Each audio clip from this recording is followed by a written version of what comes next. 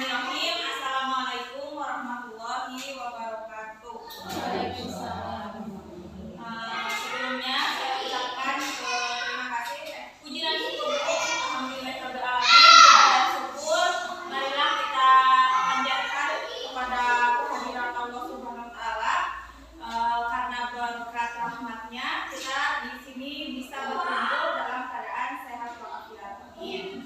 Selanjutnya saya juga ucapkan terima kasih kepada Bapak dan Ibu guru serta Pak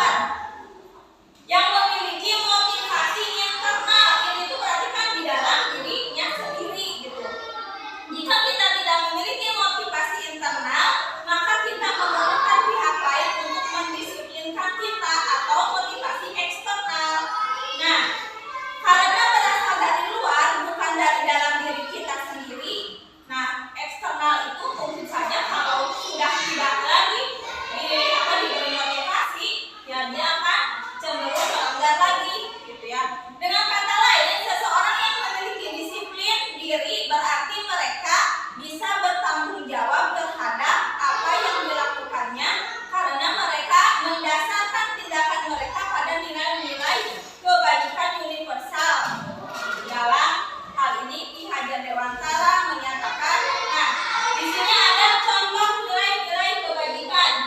Ada peduli, ada keterus-terangan, kebersihan, komitmen, belas kasih, percaya diri, dan lain sebagainya. Ini adalah contoh-contoh nilai kebajikan. Nah, motivasi yang konsep inti budaya positif yang ketiga yaitu ada motivasi perilaku manusia. Ternyata manusia itu berperilaku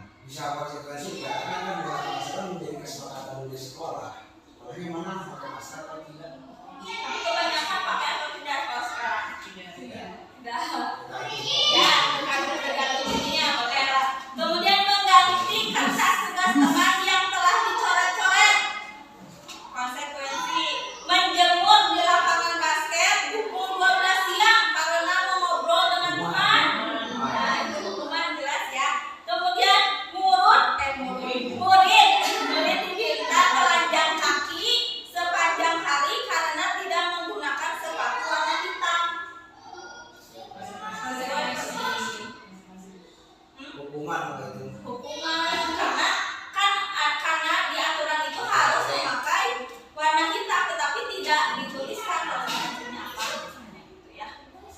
Kemudian ada sekarang yang mengenai penghargaan. Dihukum oleh penghargaan, ternyata penghargaan itu lama-kelamaan bisa menghukum ya.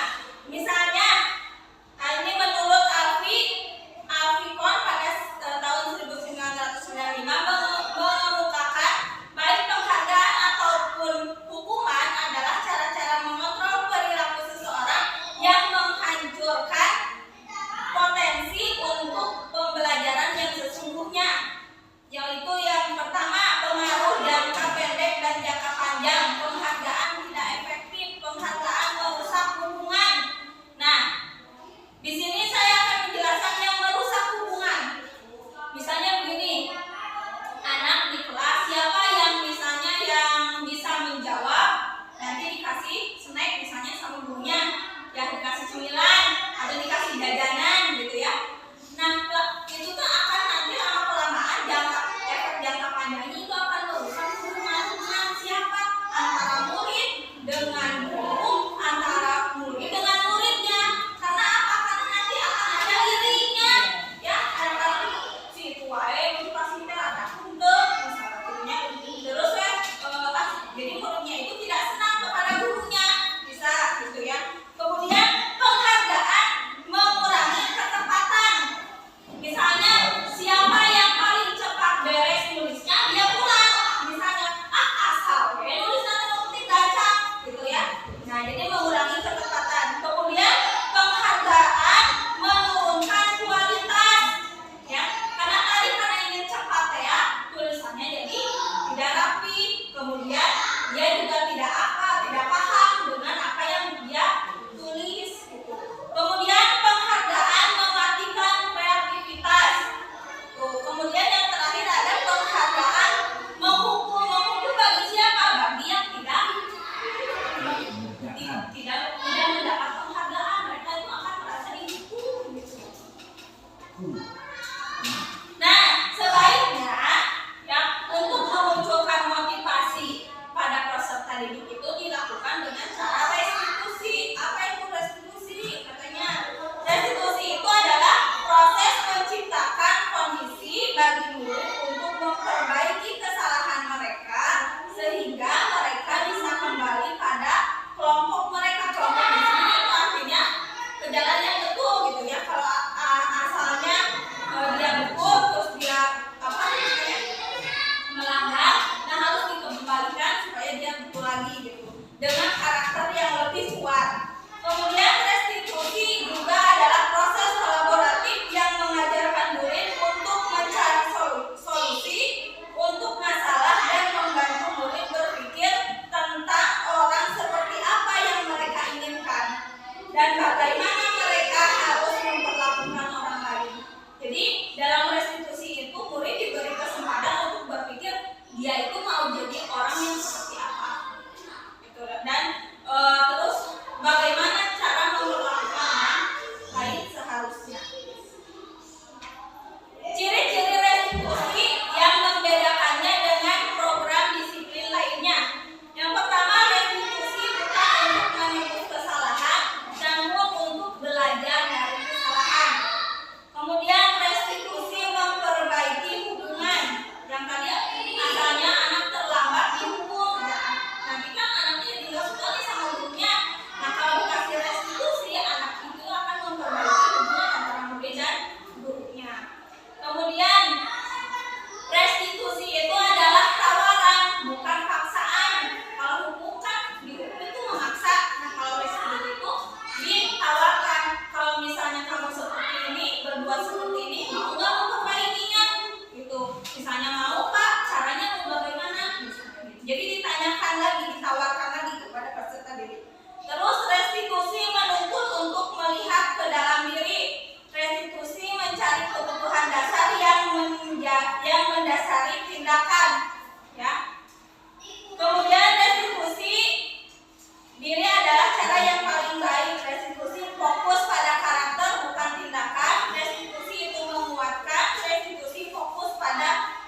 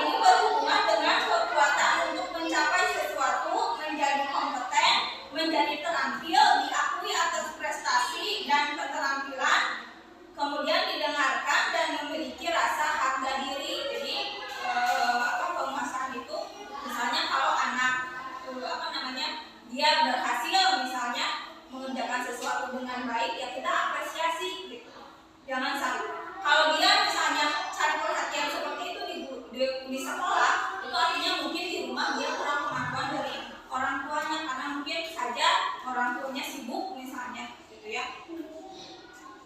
Kemudian ada kebutuhan akan kebebasan, kebutuhan untuk kemandirian, otonomi, memiliki pilihan dan mampu mengendalikan arah hidup seseorang. Nah, ini berkaitan dengan jadi si anak itu harus bebas dari tekanan. Kemudian ada kebutuhan akan kesenangan, kebutuhan untuk mencari kesenangan, bermain dan tertawa. Yang kelima, ada tentang keyakinan kelas. Nah, mengapa keyakinan kelas? Mengapa tidak peraturan kelas saja? Nah, cobalah jawab pertanyaan berikut. Mengapa kita memiliki peraturan tentang penggunaan helm pada saat mengendarai kendaraan roda 2 atau motor? Alasannya apa? Nah, menjaga keselamatan. Kemudian mengapa kita memiliki peraturan tentang penggunaan masker dan mencuci tangan setiap saat? Menjaga kesehatan. Nah, Bapak dan Ibu, kemungkinan jawaban Anda adalah untuk kesehatan dan atau keselamatan. Betul ya? Nah, kesehatan dan keselamatan ini yang kita sebut sebagai suatu keyakinan, yaitu nilai-nilai kebajikan universal yang disepakati secara tersirat dan tersurat lepas dari latar belakang suku, negara, bahasa maupun agama. Nah, langkah-langkah utama dalam menetapkan keyakinan kelas serta pendalamannya. Yang pertama, misalnya berdiskusi memunculkan peraturan-peraturan yang ditaati warga kelas. Misalnya begini, biasanya keyakinan kelas ini dilakukan pada awal semester ketika MPLS ya kemarin misalnya. Nah, caranya yang pertama kita kumpulkan aturan-aturan yang ada yang ingin kita terapkan. Misalnya jangan terlambat. Nah, itu kan ada suatu aturan. Kenapa aturan? Karena di situnya ada kata jangan. Kalau keyakinan itu dengan bahasa positif, ya dengan kalimat positif, berarti misalnya jangan datang terlambat, dipositifkan kalimatnya, yaitu datanglah tepat waktu. Jadi jangan ada kata jangan gitu ya. Yang pertama harus katanya itu atau kalimatnya itu kalimat yang positif. Jadi kita munculkan dulu dari anak-anak. Misalnya tuliskan saja tuh di papan tulis, jangan terlambat. Misalnya tulis sama kita jangan terlambat. Terus apalagi jangan buang sampah sembarangan. Tulis sama kumpulkan dulu. Mau berapapun terserah anak-anaknya. Nanti kemudian mengubah peraturan-peraturan tersebut menjadi kalimat positif. Nah, tadi yang jangan terlambat tadi diubah kalimatnya, yaitu menjadi tadi datang tepat waktu. Kemudian misalnya jangan membuang sampah sembarangan, menjadi buang sampah ke tempatnya atau jaga kebersihan gitu. Kemudian yang ketiga, menyarikan peraturan-peraturan tersebut menjadi nilai-nilai kebajikan atau keyakinan kelas. Dinyarikan tadi datang terlambat itu kira-kira keyakinannya itu apa, nilai-nilai kebajikannya itu apa dalam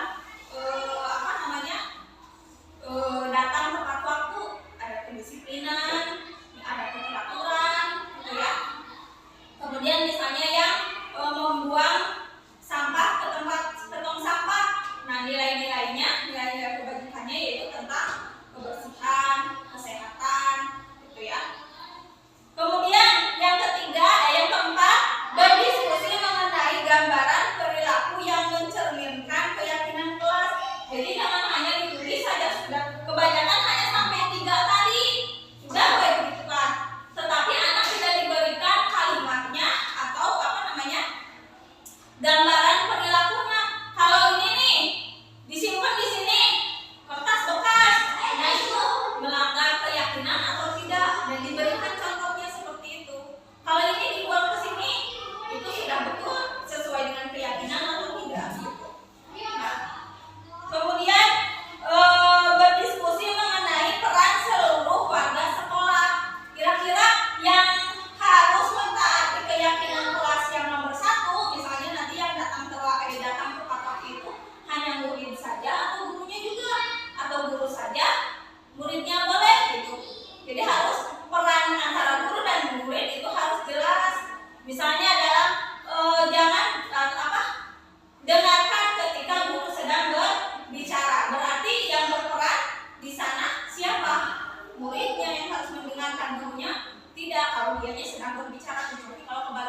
Kalau muridnya masih mampu bicara, berarti kita yang harus mendengarkan.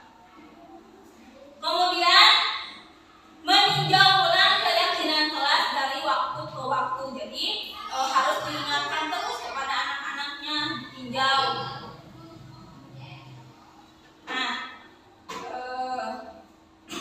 ini misalnya ada contoh dari keyakinan kelas yang sudah jadi. Misalnya nih, ayo hadir tepat waktu. Ini berarti tadi awalnya dari aturan jangan datang terlambat. Nah, di sini ada keteraturan, berarti itu adalah nilai dari nilai-nilai kebajikannya. Kemudian ini yang keduanya, dengarkan orang lain yang sedang berbicara, berarti menghargai nilai-nilai kebajikannya. Nih, mari berkarya kreatif. Terus ayo senangi teman kita, berarti belas kasih atau kasih sayang. Tanyakan jika tidak mengerti, keberanian. Terus misalnya jaga kebersihan ruang kelas kita, kebersihan. Terus mari membantu kapanpun kita bisa. Peduli dan kesetiaan, nilai-nilainya, nilai-nilai kebajikannya. Kemudian taruh kembali barang di rak yang tepat, tanggung jawab, nilai-nilainya. Kemudian bicaralah dengan guru jika kamu memiliki masalah, nilai-nilai kebajikannya yaitu tentang keterus-terangan. Terus mari lakukan yang terbaik, itu tentang integritas. Nah, itu adalah contohnya dari keyakinan kelas. Kembali lagi. Nah, kemudian konsep inti yang keenam ada posisi kontrol guru. Melalui serangkaian riset yang didasarkan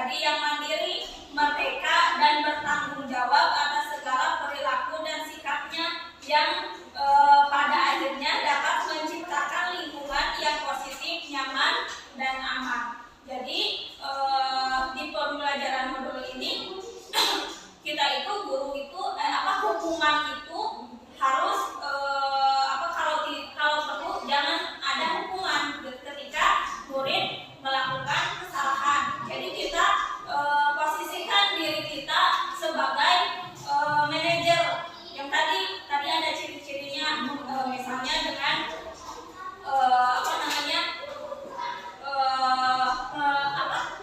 mengingatkan, terus memberi masukan, menawarkan jalan keluar gitu ya. Pokoknya mendampingi murid gitu yang melakukan kesalahan itu. Jangan murid itu harus menyadari rasa salahnya itu sendiri, jangan disalahkan sama kita gitu. Nah, yang terakhir ada konsep inti yang terakhir yaitu tentang segitiga restitusi, yaitu suatu proses dialog yang dijalankan guru atau orang tua agar dapat menghasilkan murid yang mandiri dan bertanggung jawab.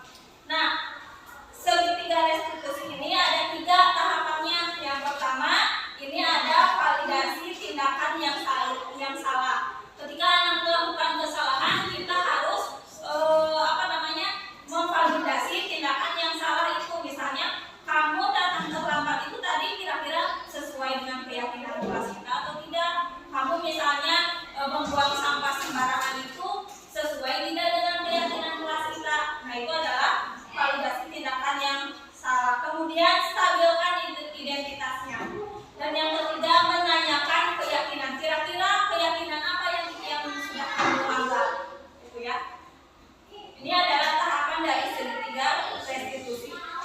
Yang pertama, penjelasannya ada menstabilkan identitas. Berdasarkan prinsip membuat kesalahan adalah bagian dari pembelajaran.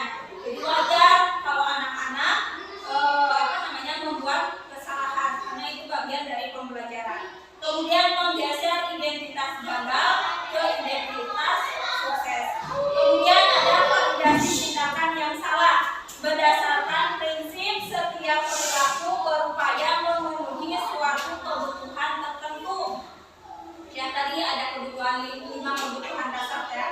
Kemudian guru akan bergeser dari pemikiran stimulus respon menjadi proaktif dan mengenali dan mengakui kebutuhan murid akan memperbaiki hubungan dengan murid.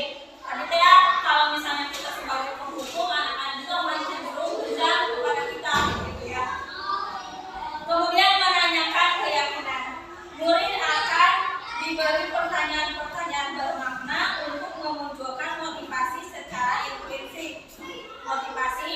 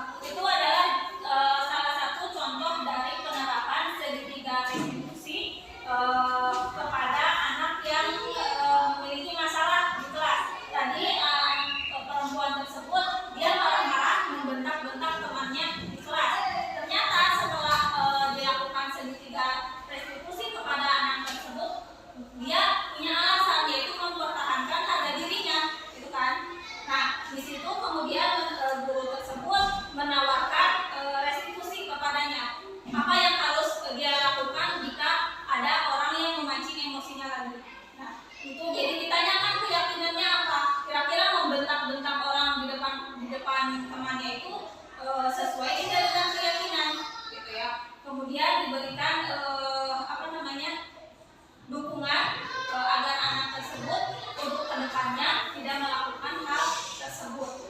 Nah,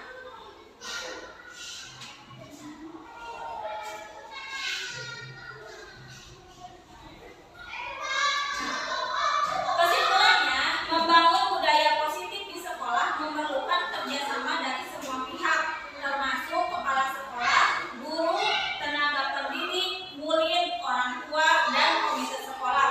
Guru perlu menerapkan konsep-konsep seperti disiplin positif, teori kontrol, dan segitiga restitusi untuk mendorong timbulnya motivasi internal pada murid agar mampu mewujudkan budaya positif.